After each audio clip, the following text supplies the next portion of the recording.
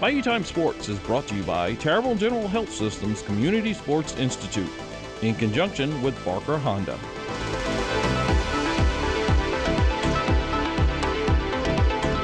Hello and welcome to Bayou Time Sports. I'm your host, Keith Weisside. Thank you so much for joining us. You know, it's always exciting for us in our community to welcome in excellent leaders, and we are so very excited that Nicholls State University has been able to hire a new baseball coach as we welcome in Mike Silva. Welcome to the program, Mike. Thanks. I'm glad to be here. Well, we appreciate it. Let's talk a little bit about where you've kind of gone through to get here. I know you guys have done some amazing things being the pitching coach coming from La Tech. Let's talk a little bit about that experience for you and kind of the excitement of coming. Yeah, well, I mean, obviously it was a great journey that we had there this year at Louisiana Tech, and great experience getting to be a top 16 national seed and host our own regional. I had an opportunity 3 years ago to go there. Coach Lane Burrows offered me the associate coaching position and pitching coach position there. Prior to there, I was at University of Arkansas, Little Rock. So it's been quite a journey. And then this year, obviously, it ended up being, just a tremendous season for us. And we got to have success in the postseason. And then this opportunity came along after, and the interview process kind of progressed pretty smoothly. And here I am. Well, I got to tell you, it's awfully impressive to look at some of the things that you guys were able to accomplish. Let's talk a little bit about overcoming some huge obstacles in beating the number one team in the country there. You guys got a chance to play against Arkansas and do really well. Y'all pitched a great game that game. Yeah, we did. We're really fortunate. We had great kids. It always starts and ends with them. We had great fan support, and we had some really great moments this year. I think, your career is full of great moments. Seasons are full of moments. That was a really special moment for us. We went on a run after that game for about the next 10 or 12 games. We really got going, and our kids really got confident. And honestly, that's probably kind of what led me here. I mean, those kids took us on a journey this year that was really special, and I had dreams and aspirations to be a head coach and didn't know when or if it was going to happen, but you're always working for it. And so we were able to do that. We were able to win our side of our conference. We were able to play for a conference championship and play for a regional championship. Ultimately, we lost to NC State in the regional championship game, and everybody knows their story unfortunate with COVID and them getting their season getting shortened in the College World Series. But they looked like they were a team of destiny when they came into the Western Regional, and obviously that continued into Omaha. Yeah, well, and again, some of the accolades, like you mentioned, people may be recognizing and seeing your name leading in Conference USA and 8 shutouts last season. Let's talk about maybe the possibility of how that can motivate a program and really make people kind of stand up and pay attention. Well, it's hard to lose when you're not giving up any runs. And so we had tremendous starting pitching this year. I thought that we could line up with anybody on a weekend series. And, coming out of the Arkansas series, we went down to play Tulane for 3. And, we shut them out the first 2 games of the series, and again, that catapulted us. Just gave our offense a chance to get going. And as well as I know, 1-0 or 10-9, it's still a W, and so your kids get confident. And that was a huge part of our growth as a team. To say that our goal was to shut people out every game, it wasn't. It just kind of happened organically. And when one kid does it, the other ones kind of see, okay, I can do that too, and they go out and start to have some success, and then it's kind of dominoes from there, and the chips started to fall, and our guys got really confident, and it catapulted us, and I thought it was a catalyst to really get us started in the right direction this season. We had a really difficult schedule, and to go out and throw some shutouts in key moments, it definitely gave our kids some confidence. It gave us confidence as a coaching staff as well. I think a lot of times you look at the players and coaches trying to give them confidence, but players do the same thing when they go out and perform at a level like that. Well, kind of like you mentioned, you play against Arkansas, you play against a team like Tulane, you play against North Carolina State in the playoffs. And so those are some big name schools, and to bring great pitching to that means that you really get your kids inspired, and like you said, they kind of feed off of each other. So the next starting pitcher up, he wants to do as well as the guy before him did. And that role that you went on really is inspiring, but it makes a difference for a coach to be able to lead a team like that and keep them focused. How were you able to do that? You know what? I think it starts in the fall. We had standards and expectations for our players, and they bought in. I think that, the players want to do well. It doesn't matter if it's here or another school. They want to do well. I think it's our job to give them the tools and kind of the I guess the recipe, so to speak, of kind of the things you need to do on a daily basis that are going to allow you to succeed when the season gets here. And I thought we did a really good job of that as a staff. But hats off to those players. They had to buy in.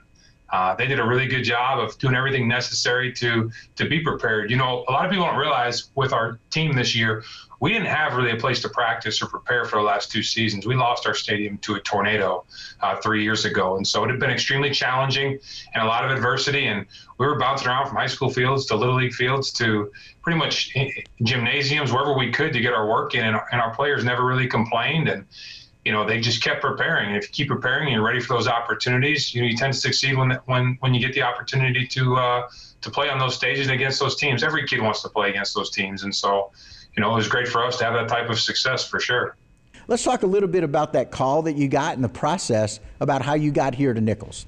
Yeah, well, JT, Jonathan Terrell, called me, our athletic director, and offered me the job. And, obviously I was excited about it. And so went from there. And it's been a whirlwind since then. Came down to interview, and I think it was a week after I was here, I got that phone call and fired up, and it really hasn't stopped since. So, obviously it's an opportunity that every coach looks forward to. I've been working a long time to become a Division I head coach, and was fired up when I got the call. And to be quite honest with you, I'm still super excited right now. Well, we're excited to have you, I can tell you. We are so very glad to have the leadership, especially somebody with such a lineage of what you can do with pitchers. And I know very often, I talk to people all the time, some of the experts tell me everything starts and stops with that pitching team and that pitcher and catcher and great communication there. I know that's been one of the areas that you focused on. What do you look forward to here at Nicholls with what you want to do with the pitchers?